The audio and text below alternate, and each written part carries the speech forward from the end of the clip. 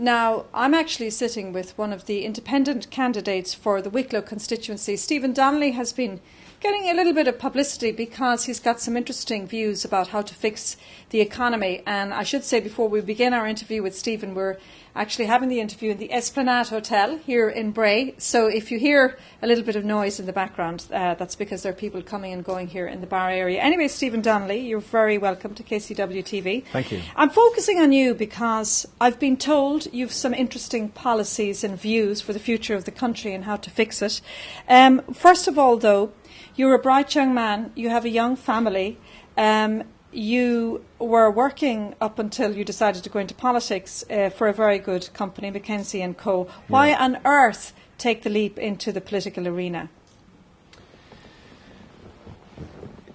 To me, the economy has collapsed so badly, and we have lost control of some of our sovereignty, with the IMF being in the country.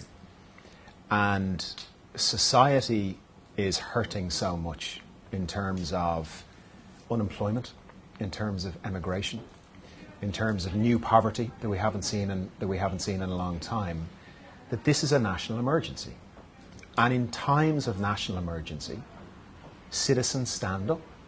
People say, I don't have all of the answers, but I'm going to do something. And you think you can do something? Yeah. Okay, what is it that you think you can do that's going to be different to what Fine Gael and Labour and the rest of them are promising they're going to do? So my background is in international business, in public sector reform, in the social sector. I do work with NGOs, international NGOs, and in development economics. So specifically, I've been trained in what do you do when the IMF comes into your country?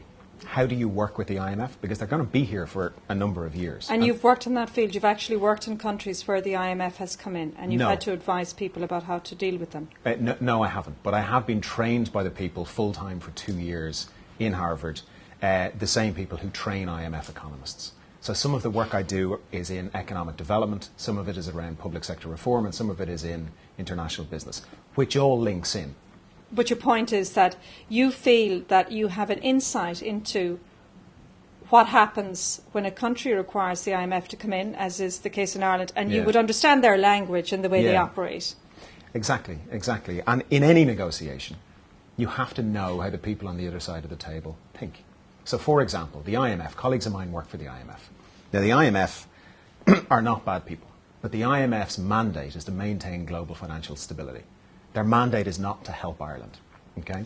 And when the IMF feel that a country like ours is coming close to defaulting on its debt, which does undermine global financial stability, they begin to do very tough things. Such as? So in Latvia last year, the IMF deal was as follows.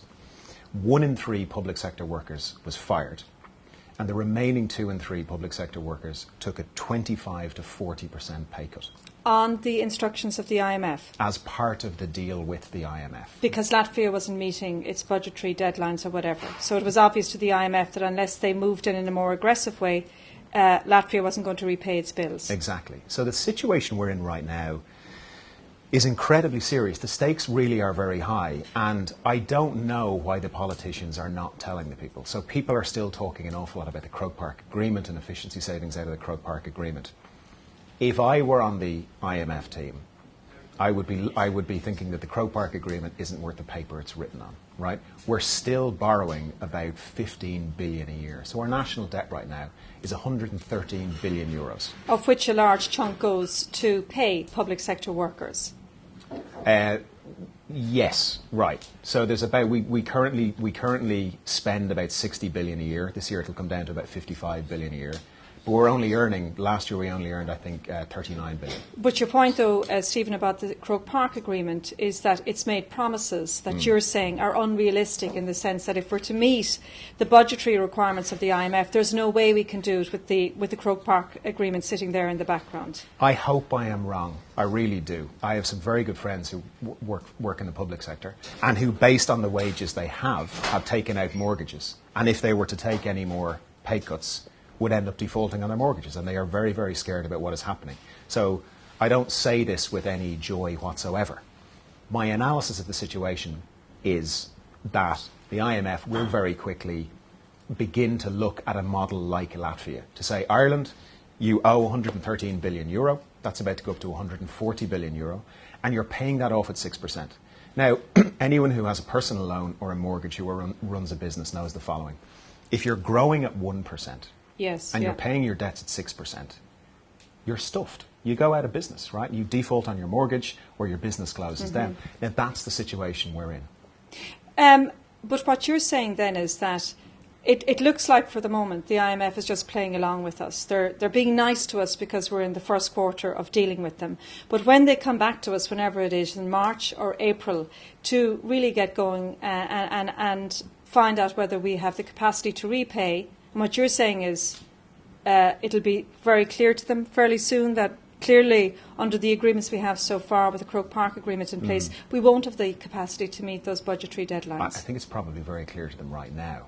If you look at the figures and our rising debt, it is unclear how we can pay it off. Now, we were fine, by the way. This is all entirely government made, right? So the government has now, on our behalf, invested somewhere between, I think, 60 and 70 billion dollars. It might be a bit lower, but I think it's somewhere between 60 and 70 billion dollars in the banks, right?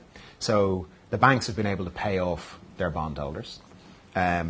And our debt, our national debt, which was completely manageable, is now up at 113 billion. So we have found, because the government has guaranteed all of the liabilities of every bank in Ireland, something I'm not sure any government has ever done before, and to my mind was an act of economic lunacy. We now have this debt that was never ours, that we're having to pay back. Okay, but let's go to the first meeting, the real crunch meeting that the IMF are going to have with us. It's coming up, is it March, April? This is the time when they'll come back, when we need more money. And that's the crunch date, isn't it, for the IMF? I don't know the exact date. My understanding is that there is a 13-week review cycle. Yes, yeah.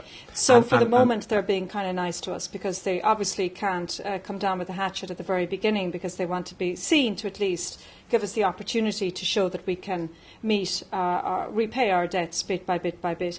Are you saying that actually it'll become apparent to the rest of us in the country that we won't be able to meet the requirements that we have guaranteed to the IMF? I think so.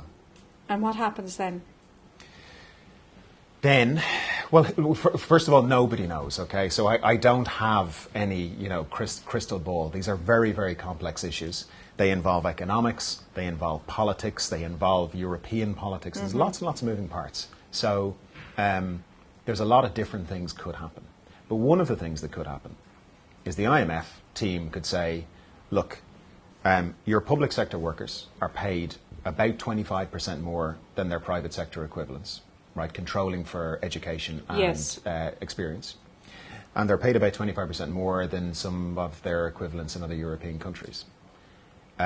You are not going to default on your debt to us whilst using your money in that way. And they will probably start, I imagine they will start talking like that. I imagine those conversations are already happening. But the IMF tell us they don't interfere with the mechanisms of the country, that it's up to Ireland to do whatever it wants. It's not going to say, well, you have to take money off here and the social welfare and the Department of Health. I don't think the IMF does say that. No, the IMF gets very, very involved in economies that it's in.